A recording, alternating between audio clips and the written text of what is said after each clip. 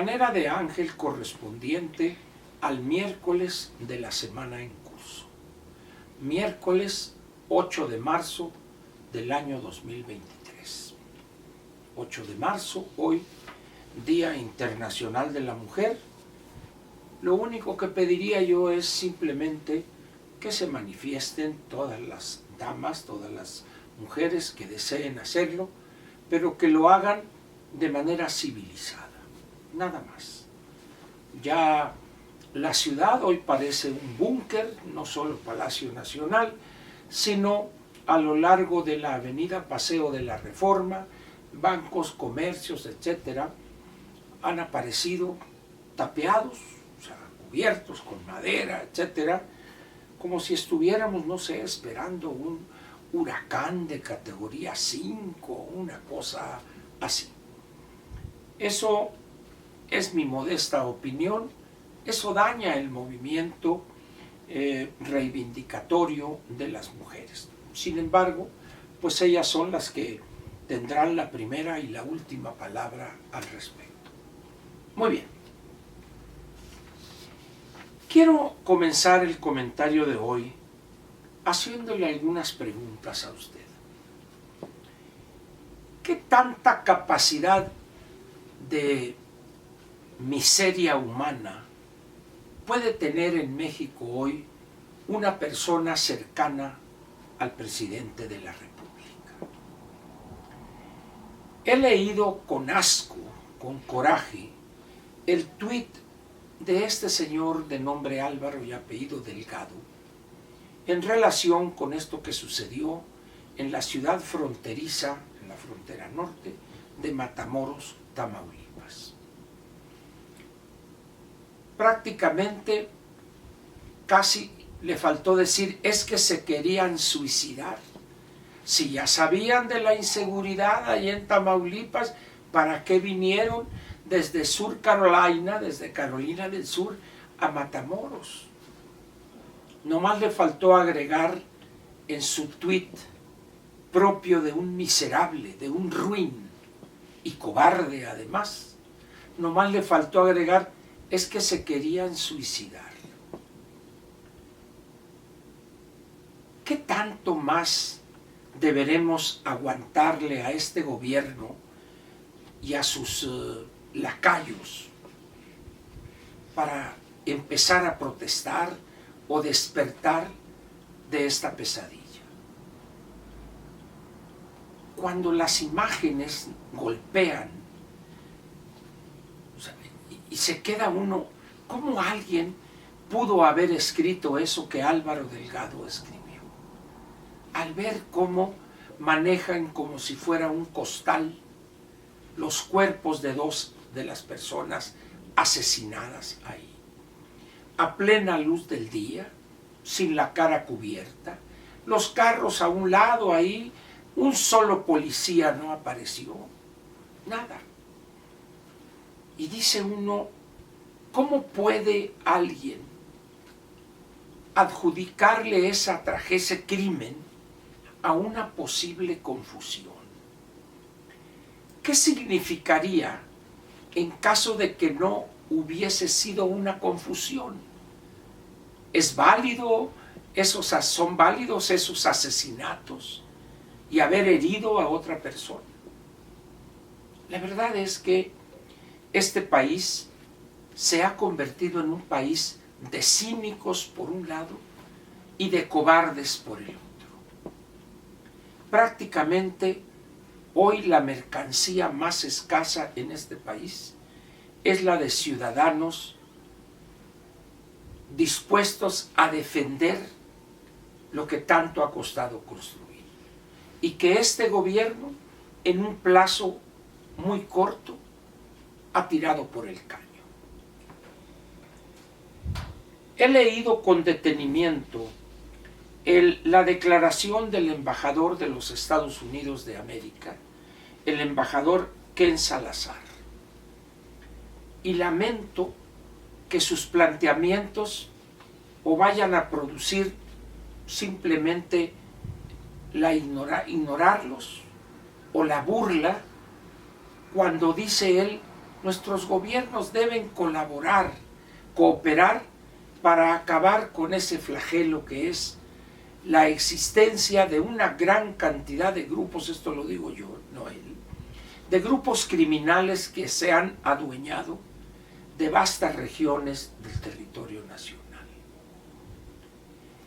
Recuerdo yo durante la campaña para elegir al nuevo gobernador, donde participó como candidato de la alianza Juntos Haremos Historia, es decir, Morena y sus comparsas, el PT y el Verde.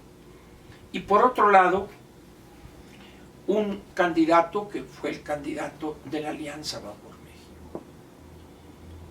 Y en ese entonces se afirmaba por muchos actores políticos tamaulipecos y también opinantes, analistas en el orden nacional, federal, que el actual gobernador, el triunfador, era una persona con lazos o relaciones con el crimen organizado y también desorganizado. Se ve que los ciudadanos tamaulipecos no creyeron esas afirmaciones y le entregaron su voto, y hoy, a poco tiempo de haber tomado posesión el nuevo gobernador, el señor Villarreal, Américo Villarreal, su señor padre fue gobernador de ese mismo estado, pero cuando estaba en el lado, según los nuevos priistas, neopriistas, los de Morena, estaba en el lado equivocado de la historia. Pero ahora el hijo está del lado correcto de la historia, y vean ustedes la transformación que ha sufrido Tamaulipas en un tiempo relativamente corto de Américo Villarreal como gobernador.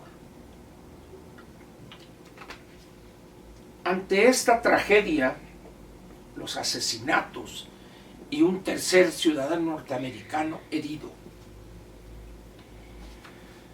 ¿qué debemos hacer para empezar a protestar, a exigirle a este gobierno que coopere con las agencias de inteligencia norteamericanas para ubicar a los cabecillas y detenerlos o buscar detenerlos?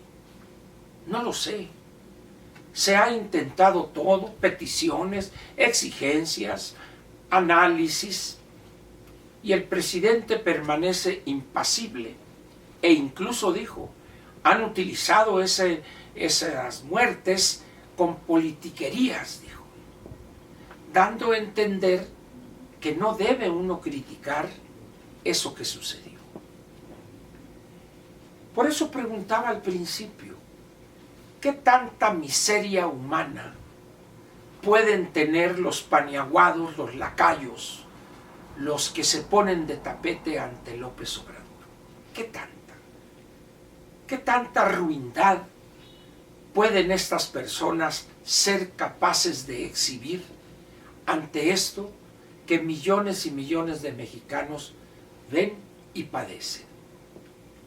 Y la verdad es que es imposible resolver eso, porque la situación de violencia, el número de descuartizados, de decapitados, ya alcanza niveles de locura prácticamente. Y el gobierno sigue montado en su ilusión propia de los cómplices de los delincuentes, como es el bulto López Obrador, porque nada hace y defiende a estos.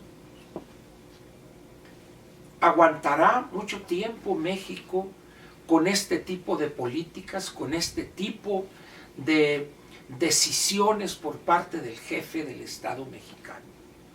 Porque los otros, los lacayos, los miserables, ellos van a seguir durante lo que les resta de vida. Álvaro Delgado seguirá toda su vida siendo un miserable, un ruin y un cobarde además. Pero él no es jefe de Estado. El bulto López Obrador sí lo es, y muestra también una actitud de apatía valemadrista ante la tragedia que enfrentan y padecen millones de mexicanos y que también algunos extranjeros que por el azar o por estar en el lugar equivocado, dirían estos sinvergüenzas, estos miserables, pues es que estaban en el lugar equivocado. ¿Cómo se les ocurre venir desde una de las Carolinas a Matamoros si saben que ahí priva la inseguridad? Eso quiere decir que los lacayos del presidente aceptan que en Tamaulipas no pueden o no deben venir extranjeros porque es una ciudad donde quien gobierna son los delincuentes. Eso es lo que pretendió decir Álvaro Delgado y no es así. Él lo que quiso decir y dijo es que los culpables de haber sido asesinados son los asesinados mismos. Por eso pregunto, ¿qué tanta ruindad y miseria humana cabrá en el cuerpo de Álvaro Delgado? En fin, México está viviendo horas muy negras que a medida que pasan los días se convertirán en días negros, en semanas negras, en meses negros y por desgracia también quizás años negros.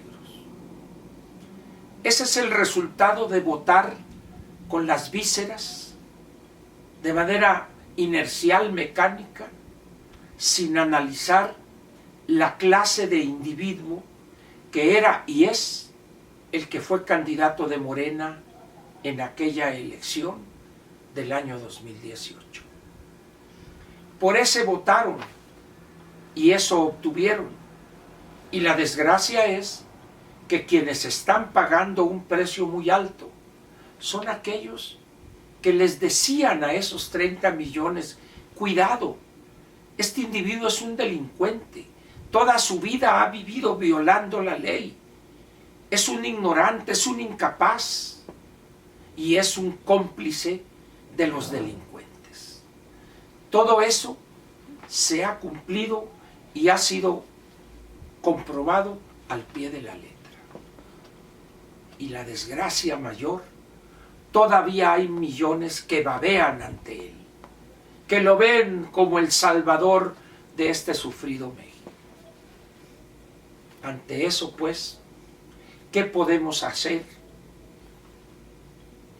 ¿Nada acaso? De eso hablaremos mañana jueves. Muchas gracias y aquí nos vemos en la mañanera de Ángel.